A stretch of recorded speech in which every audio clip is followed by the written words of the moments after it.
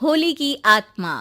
बचपन से शहर में रहने वाला मनोज इस साल होली की छुट्टियों में अपने गांव दुर्गापुर वापस आता है, जहां उसे देख पूरा गांव खुशी से झूम उठता है।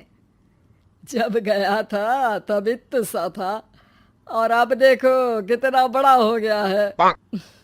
हाँ सरपंच जी, जब मैं गया था तब आप भी बहुत जवान थे और अब देखो कितने बूढ़े हो गए हैं आप। चलो चलो बढ़िया है। बच्चा घर वापस आ गया। इसी खुशी में आज रात पार्टी होगी। क्या बात है, गांव में भी पार्टियां होने लगी। वैसे अगर पार्टी की बात है तो आज क्यों सीधा होली पार्टी करते हैं। होली पार्टी की बात सुन चहल पहल में अचानक सन्नाटा छा जाता है, जिसे देख मनोज को कुछ अजीब लगता है, लेकिन तभी सरपंच बात पलट देता है। अब बहुत देर हो गई, चलो सब अपने घर चलो, पार्टी के बारे में कल सोचेंगे। मनोज भी मम्मी पापा के साथ घर आ जाता है, पर होली पार्टी और उस पर पूरे गांव की खामोशी वाली बात अभी तक उसके जहन से निकलती नहीं। पापा, होली पार्टी की बात पर सब चुप क्यों हो गए थे? अरे होगी उनकी कोई अपनी बात। मुझे गांव की पंचायत ही थोड़ी पता है। थक गया हूँ, चलो सो जाते हैं, कल बात करते हैं। पापा की बात मानते हुए मनोज भी सोने चला जाता है। आज तो छुपा लिया, लेकिन हफ्ते बाद जब होली का दिन आएगा तब इसे कैसे रोकोगे? अगली सुबह सूरज के साथ ही मनोज भी गांव घूमने निकल जाता है, जिस पर रास्ते में उसे अपनी ही उम्र के कुछ लड़के भी मिलते हैं, जिनसे दोस्ती कर अब वो उनके साथ घूमने लगता है। इसी तरह कुछ दिन बीत जाते हैं और होली नजदीक आने लगती है। दोस्तों, होली में 4 दिन ही बचे हैं, पर गांव में उसकी कोई तैयारियां क्यों नहीं दिख रही? क्योंकि यहाँ होली नहीं मनाई जाती। अरे पर ऐसा क्यों? वो राजा भूषण। अरे तुम 4 दिन के लिए आए हो, क्या इतना सोच रहे हो? चलो कुछ खाने चलते हैं। इसी के साथ एक बार फिर होली की बात को टलते हुए देख मनोज को शक होने लगता है। वो घर पहुंचते ही इंटरनेट पर अपने गांव और राजा भूषण के बारे में जानकारी निकालने लगता है। क्या? मुझे आज तक ये नहीं पता था। ऐसा कैसे? किसी ने मुझे कुछ बताया क्यों नहीं? सारी जानकारी लेने के बाद मनोज गांव वालों या अपने मम्मी पापा से कुछ पूछे बिना खुद ही उसकी सच्चाई के बारे में छानबीन करने लगता है, जिसके चलते वो राजा भूषण की हवेली में पहुंचता है। वाह, क्या हवेली है यार। पर क्या यहाँ सच में कोई भूत है? हेलो भूत जी, कोई है क्या? हम इस साल गांव में होली सेलिब्रेट कर रहे हैं, क्या आप उस पर थोड़ा इंटरव्यू देंगे? मनोज के ऐसा बोलते ही गांव में तूफान उठ जाता है और हवेली में रखी सारी चीजें हिलने लगती है। एक अदृश्य शक्ति मनोज को धक्का देकर हवेली से बाहर निकाल दरवाजा बंद कर लेती है।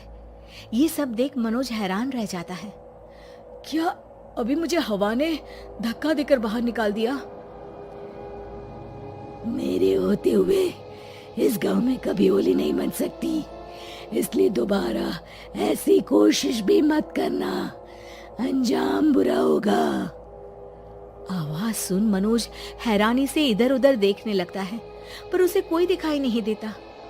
वो गांव वापस आ जाता है, जहां तूफान की वजह से सब कुछ तहस महस हो चुका होता है। आखिर ये तूफान आया कैसे? ना ऐसा कोई मौसम था और ना ही हमने होली का त्योहार मनाने की बात की थी। सरपंच की बात पर कोई रिएक्शन दिए बिना मनोज चुपचाप अपने घर चला जाता है।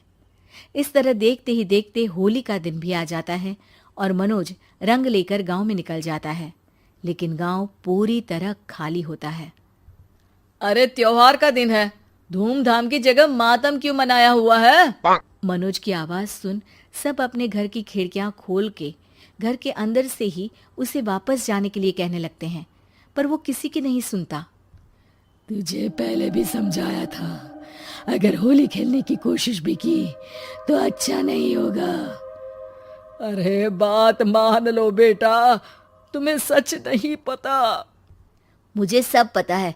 सालों पहले इस राजा ने एक अंधविश्वास फैलाया और आप लोग आज तक उसे मानते आ रहे हो।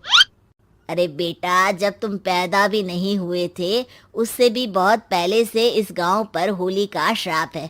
अगर गांव में होली का त्योहार मनाया जाता है तो प्रलय आना पक्की बात होती है। राजा भूषण इस सब में नहीं मानते थे और त्योहार मनाने लगे, जिसके चलते होली वाले ही दिन पहले उनके बेटे की और फिर उनकी मृत्यु हो गई। तभी से गांव की रक्षा के लिए उनकी आत्मा उस हवेली में रह रही है। सबकी बातें सुन मनोज उलझन में पड़ जाता है। सोचना भी मत मनोज, अगर तुमने इस परंपरा को तोड़ने की कोशिश भी की तो उसका परिणाम इस गांव और गांव के लोगों के लिए अच्छा नहीं होगा। मुझे भी यकीन नहीं हो रहा कि आप लोग एक बेतुकी बात को मानकर सालों से रंगों के त्योहार को मातम की तरह मनाते आ रहे हो। मनोज किसी की कोई बात ना मानते हुए पूरे गांव में रंग बिखेर देता है, जिसके तुरंत बाद वहां तूफान के साथ बिजलियां गरजने लगती है। अचानक मौसम में ऐसा बदलाव देख जहां मनोज कंफ्यूजन में आ जाता है, वहीं गांव वाले डर से सहम जाते हैं।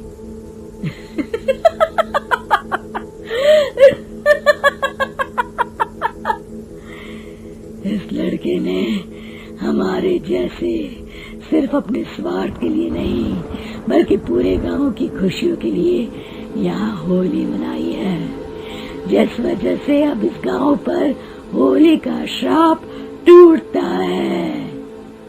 ऐसा बोलकर राजा का भूत वहां से गायब हो जाता है, जिसके बाद गांव के लोग धूमधाम से होली मनाते हैं। खुशियों के रंग गांव में बिखरे ही होते हैं कि अगली सुबह अचानक मनोज कहीं गायब हो जाता है और एक बार फिर गांव में होली का नया राज शुरू हो जाता है।